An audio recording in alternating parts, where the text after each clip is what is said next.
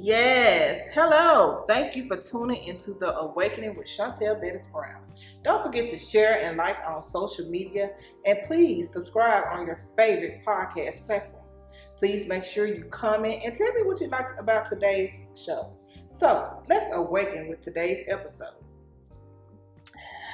Thank you for tuning in to The Awakening. My name is Shontal Bettis-Brown, and I am the host on today. On today, we will be talking about parenting and teaching in the pandemic. It is a issue that all parents are having, all teachers are having, and today I have Wilishia Farrington. Hi, Wilishia, which is my little sister, and I also have you can call her my boss right now, the CEO of Reggie Whitley Networks, Reggie Whitley Podcast Network, yes.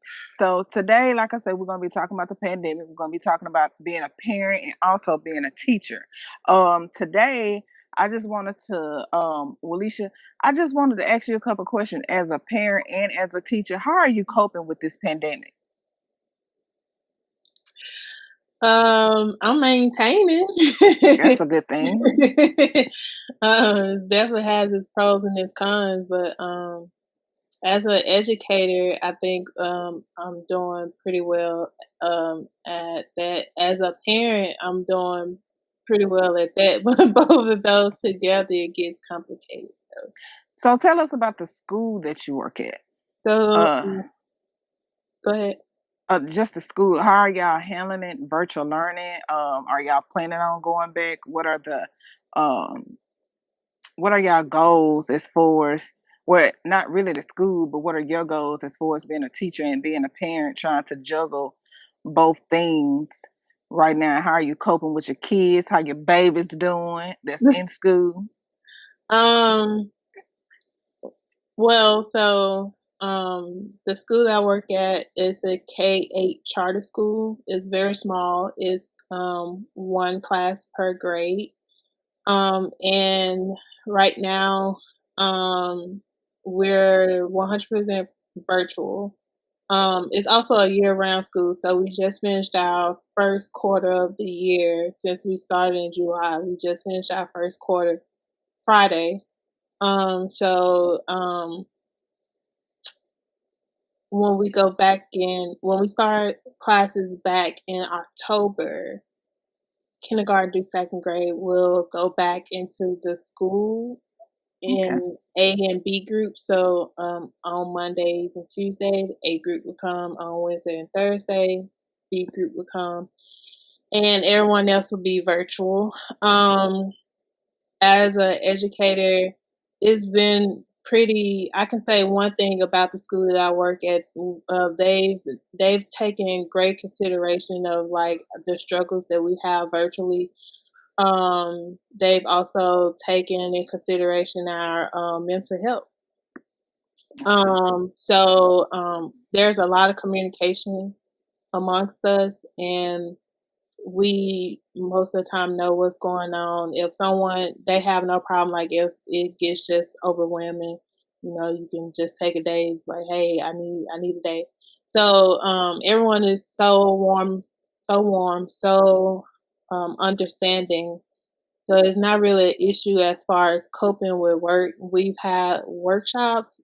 They've made sure we thoroughly understand like the technology, the systems, Zoom, anything that we're using, we've basically had training on. And amongst other training that we've had. So I think pretty much everyone so far is feeling a bit comfortable now, especially since we've had a little bit more training and understanding to try to cope with the virtual learning experience. And then that our schedule is changing because not only are the kindergarten and second grade going back into the school, everybody else's schedule is changing as well.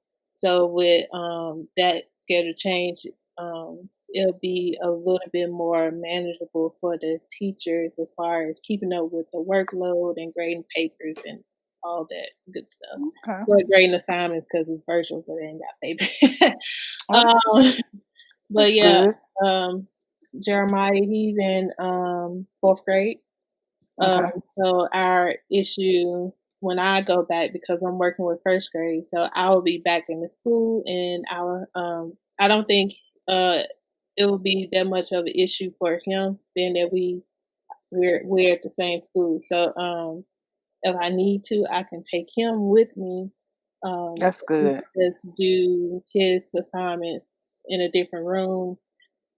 The issue comes with baby boy who was just born in January, that and figuring out a schedule for him, trying to either get work schedules aligned so we don't have to get childcare, or getting childcare for small amount of time. Like, it's just a struggle trying to figure that out, and I don't have that much time.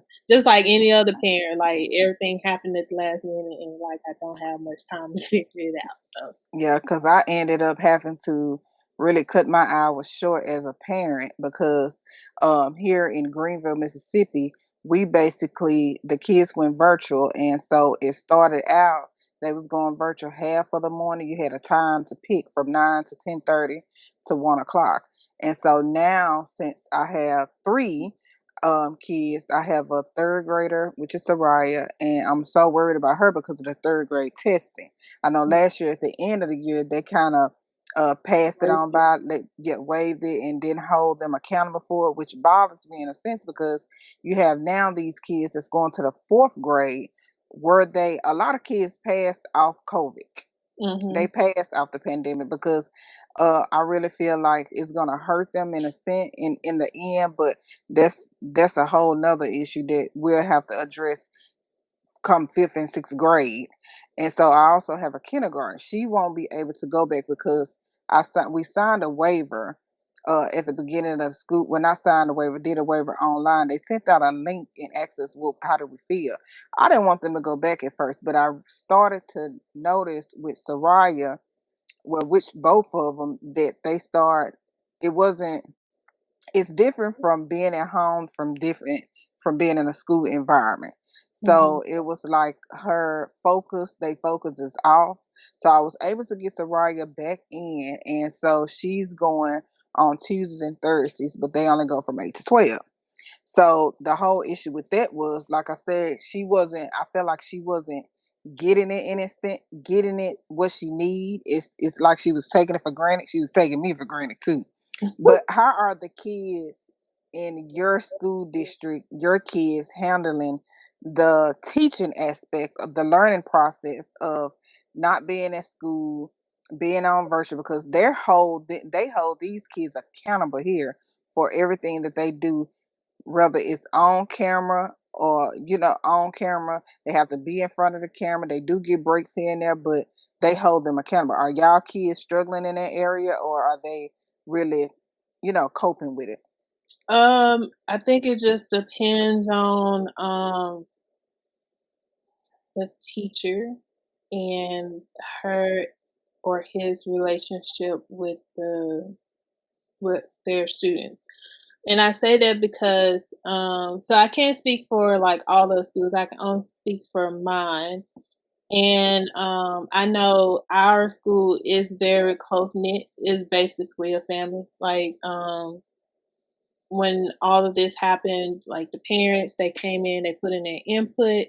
They're very vocal. They work with us, and even now, like during the virtual experience, like the parents, they're sitting there, like right there. And some of them, it's they giving the kids answers, but they're there, and you have some that don't have their parents there. So for their parents to just even be there to assist, I mean, it's first grade, so like Yeah, like so some students, they're independent enough to do their to log on or do their work and sit there and participate or whatever. Um, but for some it's not, and that's okay too. The students overall are coping well with it at our school. We have very good communication with our family. Like we're sending out messages all the time, all the time. And I get tired I'm of a, it too. My phone be packed with I'm a messages. parent and a staff member, so I get twice as many, like the same message Yeah. twice, and I'm just like, ah, stop. But like the communication is great. Like, and the parents have no problems asking questions to children. They have no problems asking questions as far as children being held accountable. Yes, we're. I mean, it's their work, it's their grades, it's their education. So we're holding them accountable for their actions and their willingness to work. Um, so as far as so for my class, they're pretty much typical first graders. They're doing their work. I have heard of some teachers like struggling to get their children to um, do work, submit work.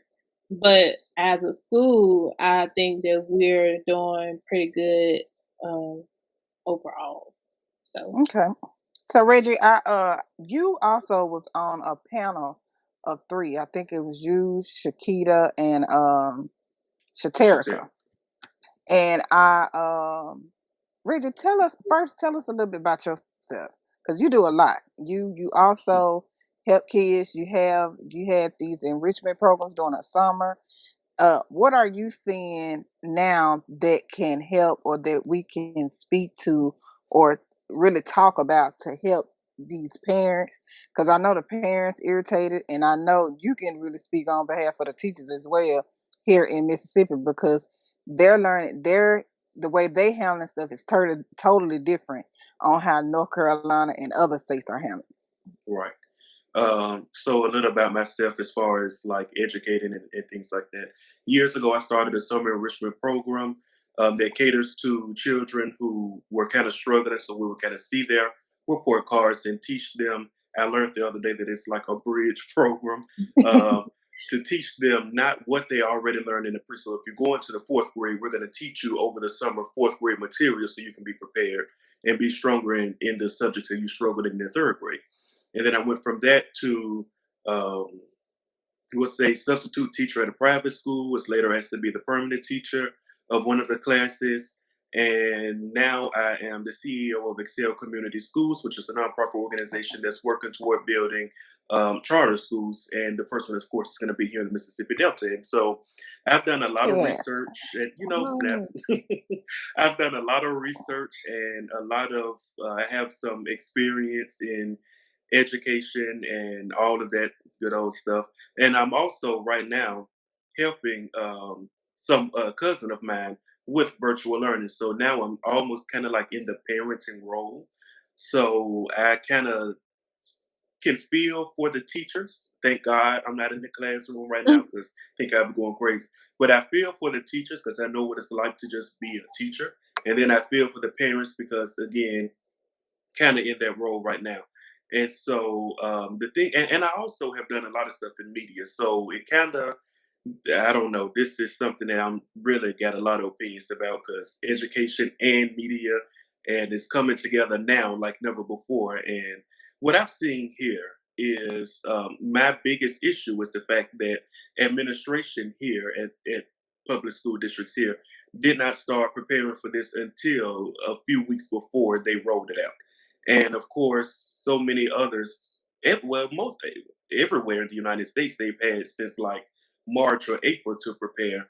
And unfortunately, here, they didn't prepare until August.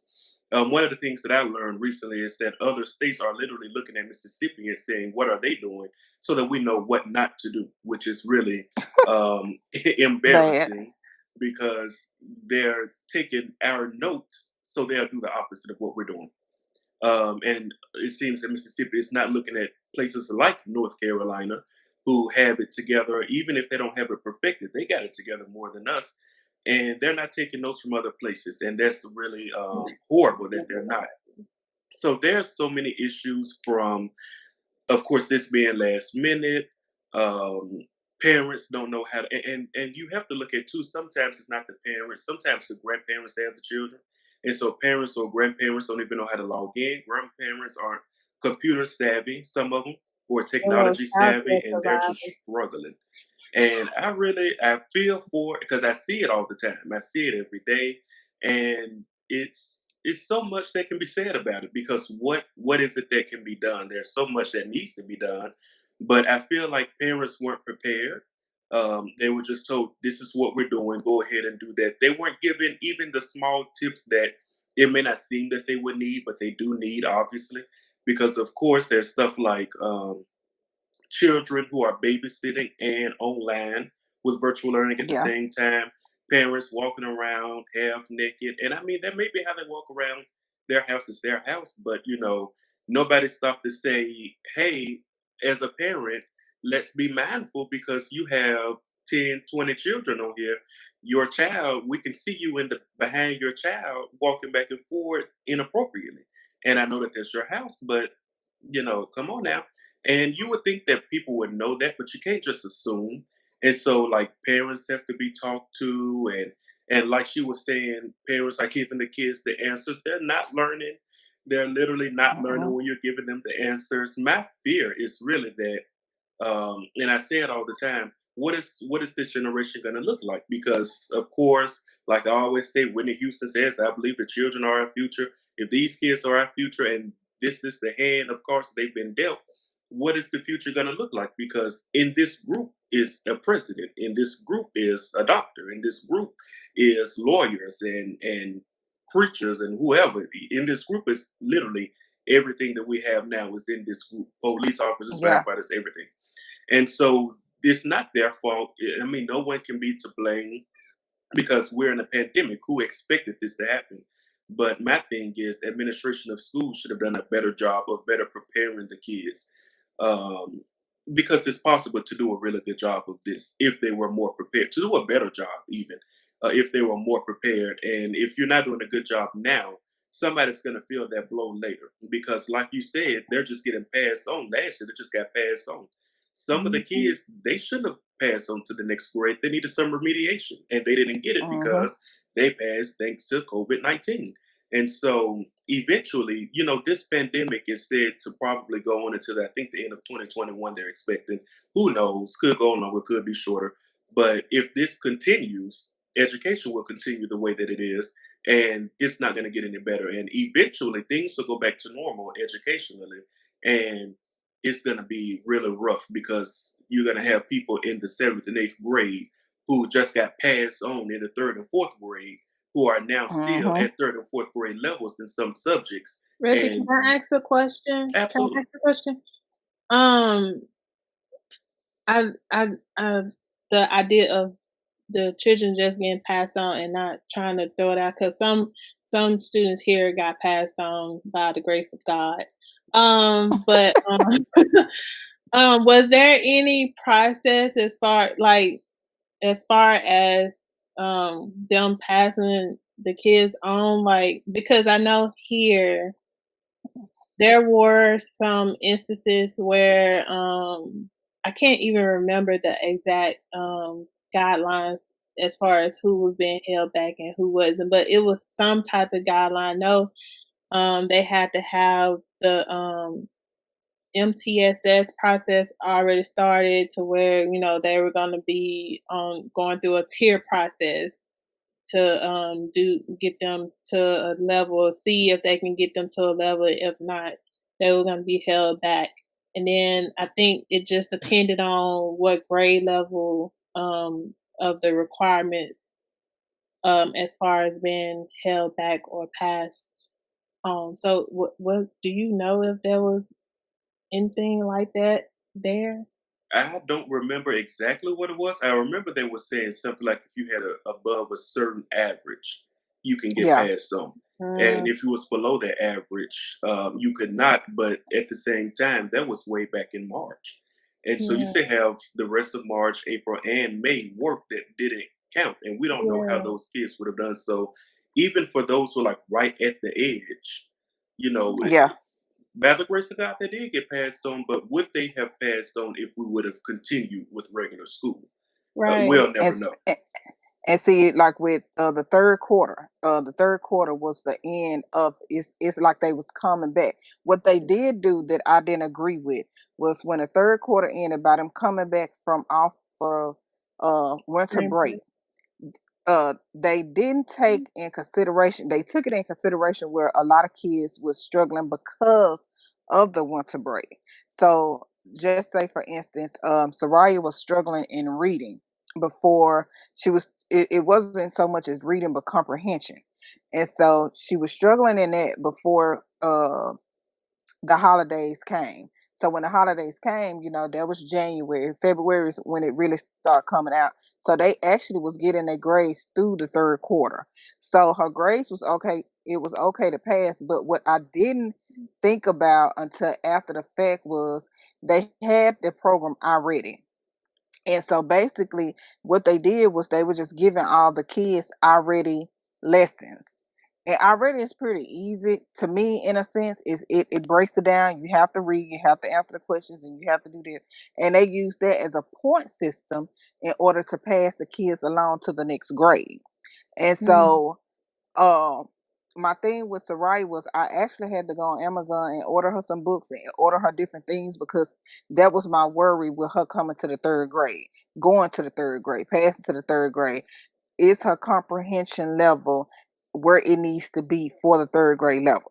And so at first I was like, as the parent, sometimes you have to take the ball back in your court. It ain't sometimes. You have to take the ball back in your court. And a lot of parents didn't do that. Over this whole break, you have a lot of kids that didn't pick up a book, then try to read a book, then try to do nobody math problems. Then it's not the teacher responsibility as well to make sure your kids where they are. It is also the parent. So I basically ordered things for her to still do to get her on their level, but I didn't hold her accountable with the amount of work like I would have if she was in school. And And can so I with jump that in? being, mm-hmm. That's a really good point because so many times I'm not a parent, but I've dealt with bukus of parents, and I've seen it so many times where that's kind of the norm. That eight Yeah, hours is we're just throwing the children onto the teachers. I ain't worried about nothing else. And when you come home, we're not worried about anything educational. We're not worried about anything in that because that's the teacher's job. That's not my yeah, job as a parent. yeah, That's the mindset. And I think that's a good point you brought up that you took the ball because even now some parents still not.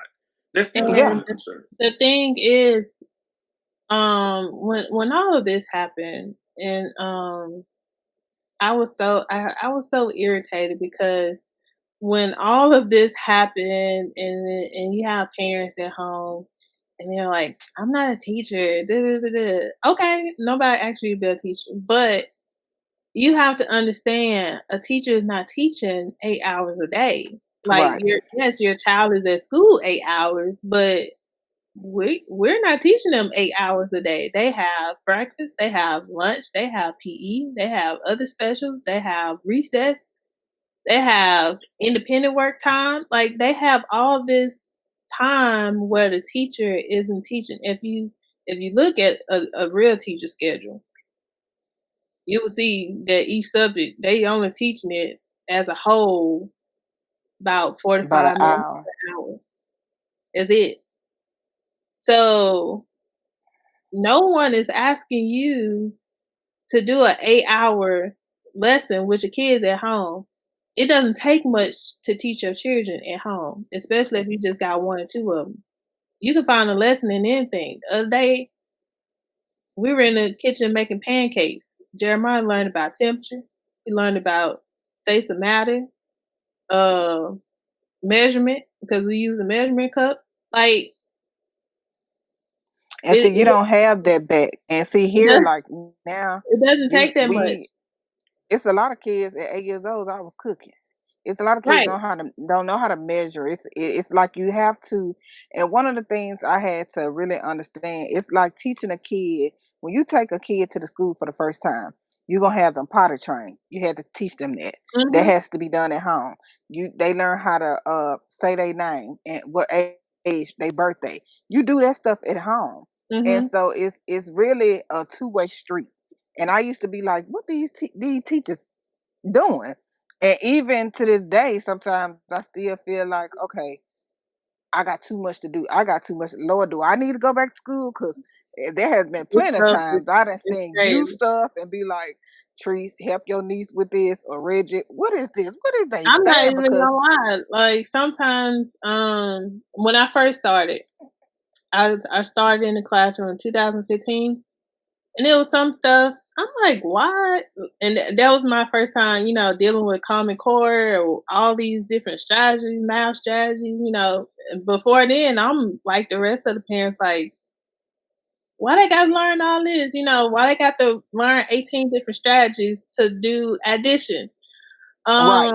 But I mean, That's what it can be. once you get in the classroom and you see, then you understand why, the why. Now, is everyone going to understand all the strategies? No, but that's the point. You Right. teach all the strategies, and then the children choose their own strategy of learning. That goes for math, that goes for reading, whatever. But like I said, once you realize like the depth of it, then you're like, oh, okay, that makes sense. But it's stuff that I was introduced to that I didn't know, and then I was like, oh, that makes so much sense. Like last year I was working with 4th and 5th grade, and they were doing 4th grade was doing multiplication and division with the area model. I knew nothing about area model before then. I saw it, Lord, give me but strength. I didn't know what it was, and I had to literally sit there with the rest of the kids and learn how to do it, because I'm like, okay, this is like, I saw it, I just didn't know how to do it, or So I was like, okay. And so once I seen, I was like, oh, that makes so much sense, because it showed, it basically draws out the multiplication and division for them, and it breaks it down and all that. So I was like, oh, that's cool. So, I to say this, just because you thought this way doesn't mean it's the right way. It might not work for your child. It might not even work for you when you in school. So just be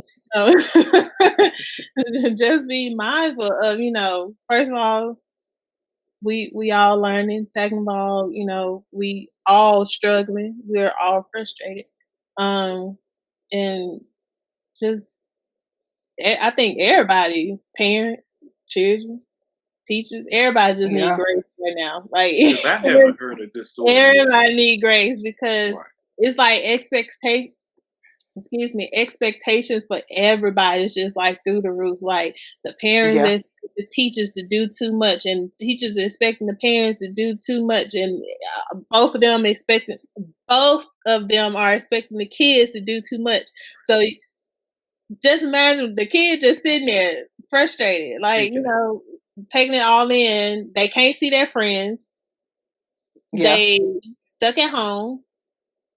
They can't see their family because over here in this resident, I'm already introverted, and then COVID happened. Where we going? Okay.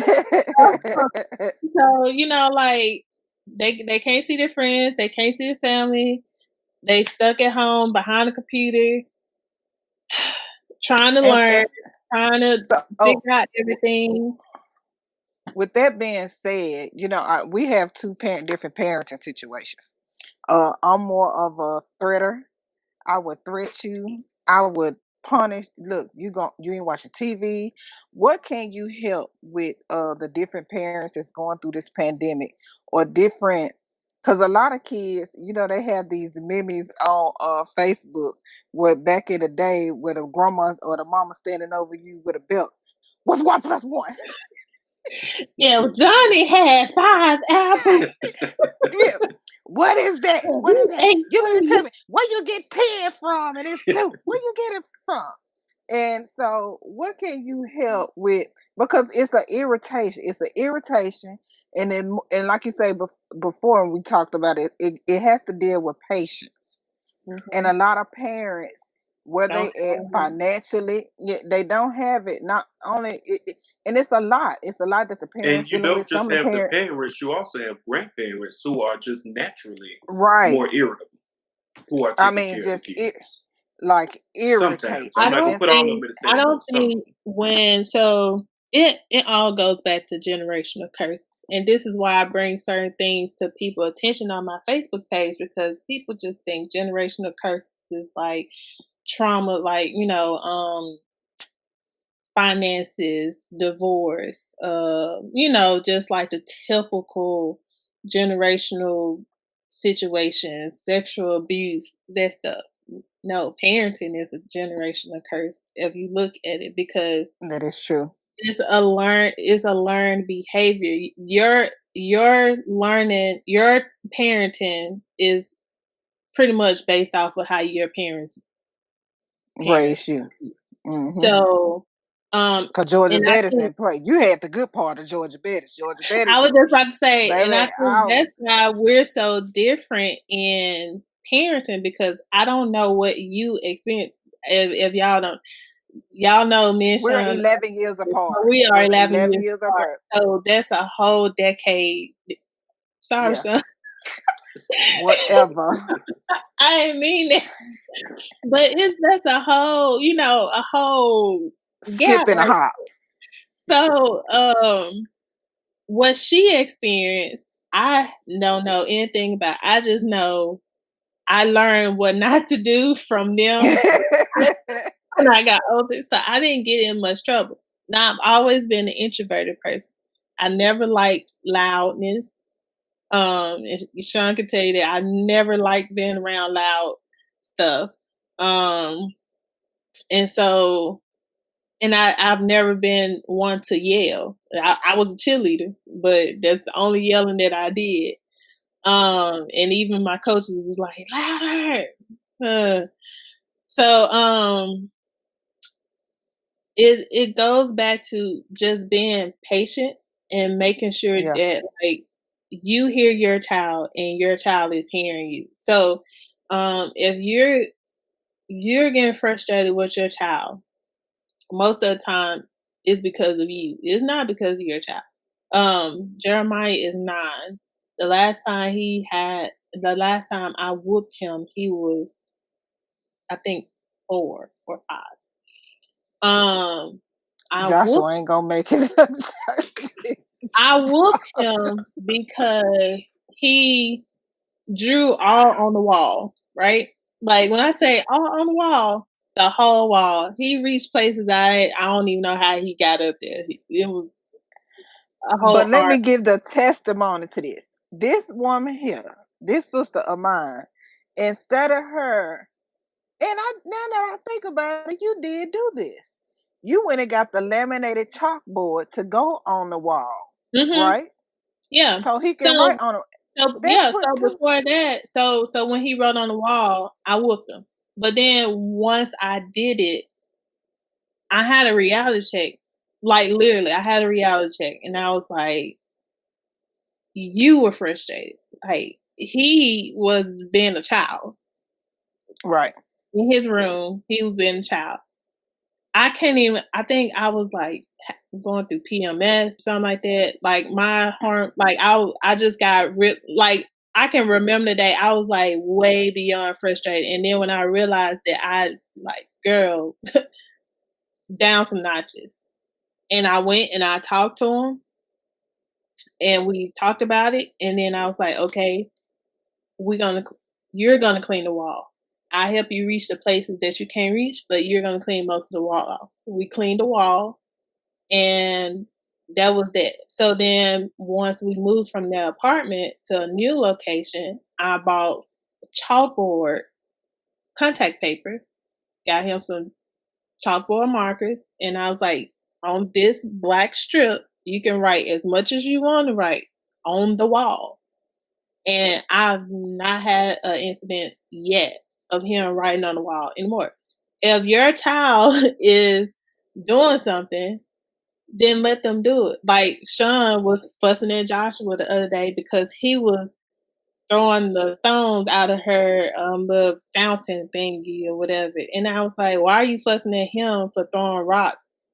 He can reach the rocks. What do you expect for him to do? He's what, 3, 2, 3? 2. 2. He's 2.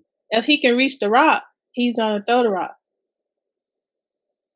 Okay, say Joshua, don't throw the rocks. Here go a ball, go throw that up against the wall. You know, like if they want to throw, let them throw. Just give them what they need to throw. Say, this is not for throwing, but this is.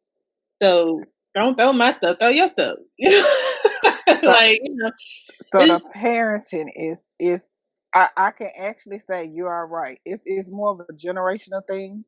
It's more because of how I was raised, you know. Like I said, we got the same mama, and I used to be like, Mama, she didn't I do wouldn't yelling at me, even. and I didn't get Yeah, whooping I was. because I I remember learned. the top of the lungs. Yeah, I'ma beat your tail if you don't get this.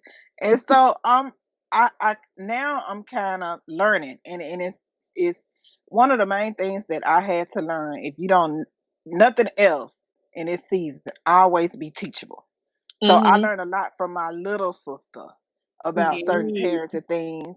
And even with parenting and teaching, I learned a lot through her and through other people. Even with threatening, if they're blank threats, he's not gonna listen. And they'd be Because blank they because know Joshua Show don't you listen. ain't serious, right? Look, so, Joshua don't listen. He don't care nothing about it. right. Just don't even do it because he know Just you. wasting my breath. Right. He calling your bluff. He's like, you're not gonna do that. We're not even about to get a whooping. So move on. Keep throwing these rocks. I promise. So so with all that's going on in this time, what advice can you give to the teachers? What advice can you give to parents? Reggie, I want you from the male point of view. Can you help a male figure? You know, because it's they say women wear a lot of hats. Men are more uh they don't have patience when it comes to schoolwork. Sometimes they don't have patience, and by being the way that it is, what advice can you give a male, even though you don't have kids of your own, with you dealing with kids with enrichment and different things? What can you tell them to curve them and help them, encourage them along the way? One of the things will be to mainly, I think one of the main things as far as helping with virtual learning, I'm not going to give parenting advice, but as far as helping with virtual learning, I've seen other men on virtual learning helping their child or sitting with their child or whatever. And I mean, Don't give them the yeah, answer. it ain't pretty. I mean, no, I They mean, be giving the answer. they give the answer, they holler, I mean, it's rough, and I'd be wanting to be like, you're not muted right, but I don't want to get cussed out, so I don't say nothing because I don't be feeling like fighting. So one of the things will be to just Fighting be on virtual. patient. You get fighting, and then I'll be the on word of the day, what patience. is it called? I'll be on the shade room. And so no, we don't want that right. So my thing is, as far as patience goes, of course, it's hard to tell somebody to have patience. But the main thing is like watch your tone of voice. So when I'm helping, I'm literally screaming in my head from because I'm late. I never show up at 7:45. The cousin does. He's on time, but I'm normally beside him around 8 o'clock. So from 8 o'clock until 12:30, I'm screaming in my head. My inner vocal cords are like I'm hoarse. I'm not hoarse when I talk because my talking voice is calm, but my inner vocal cords are hoarse because I'm literally screaming from 8 until 12:45 at the top of my lungs. But there's just something in me that says, don't scream out of your mouth. It's not your Right. child's fault. Well, it's not my child, but it's not the child's fault. It's not the teacher's fault. The teachers have been thrown in this just like the parents. You can't blame the child because he or she is just a child. Talk calmly. Try to keep your cool. One of the types of people that I don't trust are the types of people who say, before I knew what I said, you need control over your tongue because to me, you're not trustworthy and you're too slip at the mouth. So you need control over your tongue and control your tone. Of course, it gets frustrating. I go to the bathroom when I get really frustrated.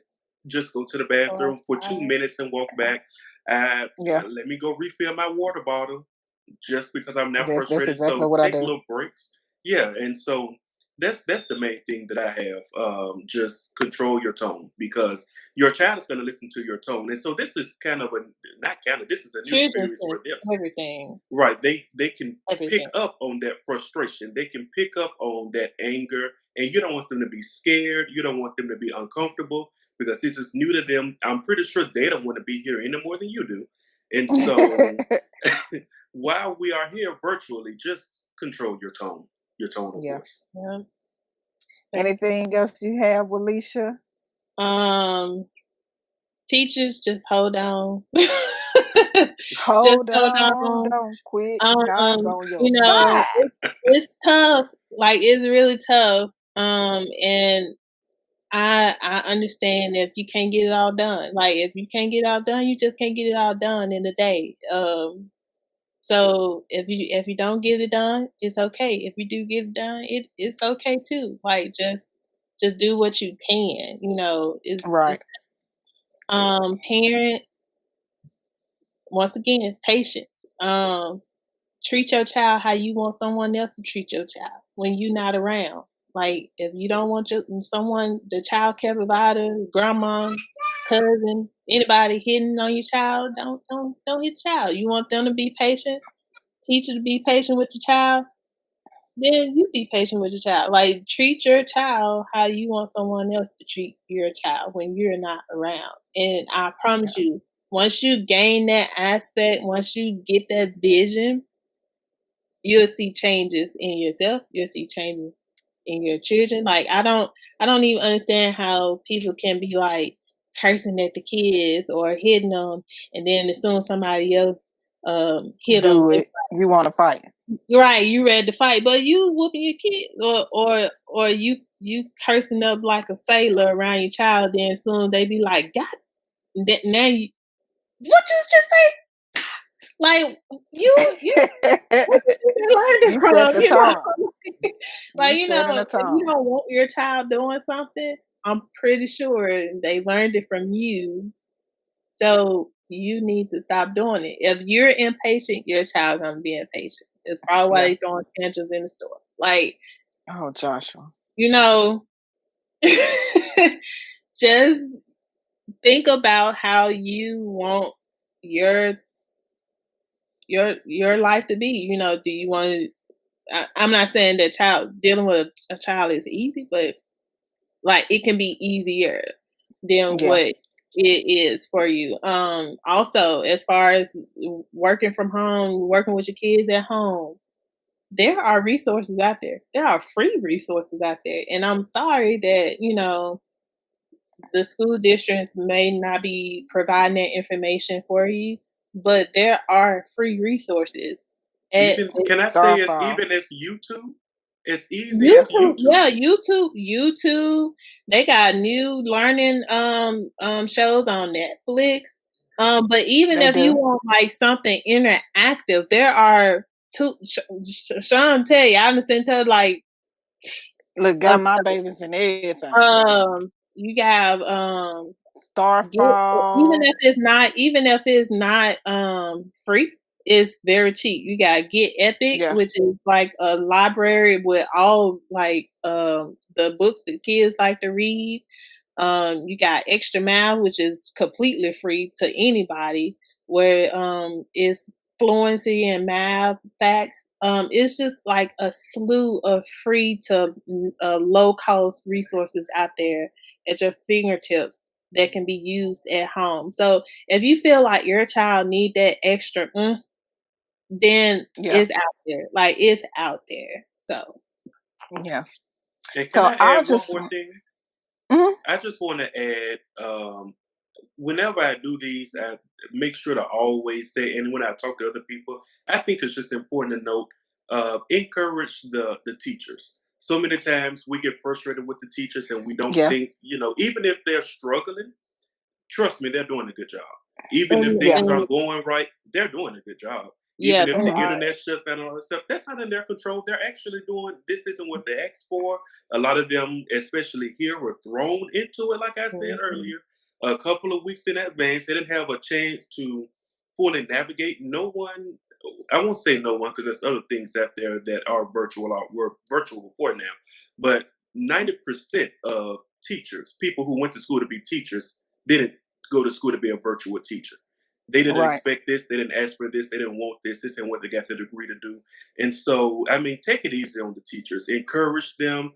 And I mean, a lot of the teachers feel like they're doing bad, and Yeah, Yeah. because because that's they're all on they this side. hear. Right. That's all they Yeah. hear. And then they're on the opposite side where they're saying, I used to be able to do this, this, this, this, and now I'm not able to. Or they're saying, well, my children are normally at this level and now they're not quite there Hmm. because of virtual, but they're still doing a good job. So encourage them, give them a text. Most of them Yeah. now have given their phone numbers out or the school number or an email, Mhm. send a goodie up there to the school, Dojo, something. something. Right. Yeah. Let Because them know some I kind of way that they're basically doing good. I try to send out texts to Soraya teachers all the time. Thank you. Thank you. And when she went to school, like I'm actually in the process of sending little happies to school because I know it's a lot. I know I have there was times Soraya couldn't get in her work level. They had to send packets home.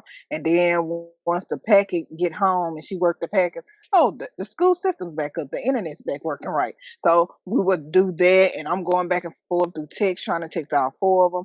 And I know it's frustrating. It's frustrating for me, so I can understand what they going through too. And you so right. You got to give thanks and And make can them you feel imagine what comfortable. it's like? Because if you have, let's say, 10 kids in your classroom, some of these parents don't give a care. They don't give two craps about nothing. They're gonna call you and go off.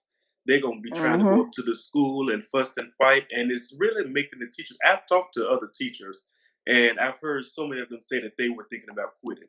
Or when they were Yeah. told this is what they have to do within the first week, they were like, I literally want to quit. Forget this job, forget the benefits and the pay and all that stuff. This is too much. But they are fighting on to stay and fighting to, still do it and try to make the best out of it. So, I mean, you can make it easy just by giving some compliments. That makes a person's day goes a whole lot better if you just give a compliment. Especially one compliment in the midst of all of those complaints can make that teacher feel Yeah. good. Yeah. Mhm. Yeah. And I would like to say, don't teachers don't underestimate your students, and parents don't underestimate your children. Come Um, on. Because half of the time, what I did come to realize, half these parents they used to sit up there and defend their kids for doing certain things, and then want They to see. realize their child for doing. They see your Now child they is see. on this mhm, computer, mhm, sleep, or doing Just something like they they ain't would got no sleep in the business doing. classroom. Yeah, I and actually seen one child stick his middle finger, stick his oh, middle finger stuff up at the teacher, and I was like, and honey, I done got a whole middle finger emoji. Yeah, oh God, in See, the the chat Lord box. knew to get me out that classroom because I would have been pulling up that address in the system. Once I look turned where that you I at? video can't fight off, you, but I I can was fight your like, mama because she didn't raise you right. That's that, what's up. I turned the student video off because she was playing in the camera. I get a emoji. I was like, oh, okay. Moving on. but, yeah, don't no underestimation. That goes for behavior, that goes for education. Like, and that can go good or bad. Like you can underestimate your children to thinking they can't do it because mommy, can you help me? And it might not be that they can't do it, they just want you there. Like Yeah, it's probably like Soraya. you're like working all the time, or like they're not getting that time in, so they feel like, oh, this is the perfect time to get some time in with It's mama. time for my mama. Can you help me? They don't even need the help. They just want you Just sit in their there. world. So like just take that and if that is the case, then that's your moment to be like, oh, you can do that. Show me how to do it. I know you know how to do that, whatever. Or if you can't do that, like, oh, I'll come check on you in a few minutes, blah, blah, blase, blase. But in the meantime, outside of school, maybe you should make time with that child. Yeah, That way, that they're is not true. looking for the connection during their School class. hours. They're looking, Hmm. they're able to focus during class, and then you can have a game night one night. Yeah. Cook a meal together, something, do something. I'm honestly saying this from experience because I was their parent. Well, Jeremiah never really just asked me for help. He's grown. But So self-sufficient. I just noticed that, we don't do a lot of family stuff or have like, one-on-one time or whatever. So like we didn't do it this month, but last month we started putting family game night, family movie night, do something as a Yeah. family. Go out for a walk. Like just give them some time, 5 minutes, 10 minutes. It doesn't matter. Just build in some time for the children, and I'm pretty sure you'll see a difference. So. Yes, And you I just want to will. say this last thing because I know we're over time, and this is the only thing because we're not gonna say it's my fault that we over because I see that look on your face, Shontal Bettis-Brown. But this is the perfect time, I believe, for absentee parents. Just because you're in the house doesn't mean that you're a present parent. You can still be absentee parent. Conversation for another. Conversation for another. Come on. You just Conversation for attacked another. somebody. Conversation for another. Conversation for Come another. on. We're not See, even gonna talk about so, it. And bring me back for it. I'm here for Yeah, it. we go. I'm here yeah, for it. Shontal. So yeah. you can still be an absentee parent just because you're in the house doesn't mean you're present. This is the perfect time to be a present parent, and it can be just starting off helping with. That's why a lot. That's why a lot of y'all are frustrated helping y'all children because you're an absentee parent. You don't know your child and you don't know their characteristics and stuff. So Jesus. you don't know who you're dealing with. I'm Know done. your Thank child. you for coming. I turn it back Come, over to you, Shontal. when I tell you, I felt that in the because you do Come have it, and on. it's so many. And it happened, and it happened. But yet and still, we got to understand some of them are generational curses, and people It's not your just don't fault, know but it's how your to responsibility. stability. Right? It is. So we ain't even gonna go there. I Not want to thank you, The Wilishia. next show. Thank you. Yes, next show. Thank you, Wilishia Farrington, for participating on today. Thank you, Reggie. This has been The Awakening with Shontal Bettis-Brown and the first episode. And I am so happy that y'all tune in. And remember, if you don't remember anything else, always be grateful and thankful for the people that you have in your life and be encouraging to the next. And always be teachable. Have a good day.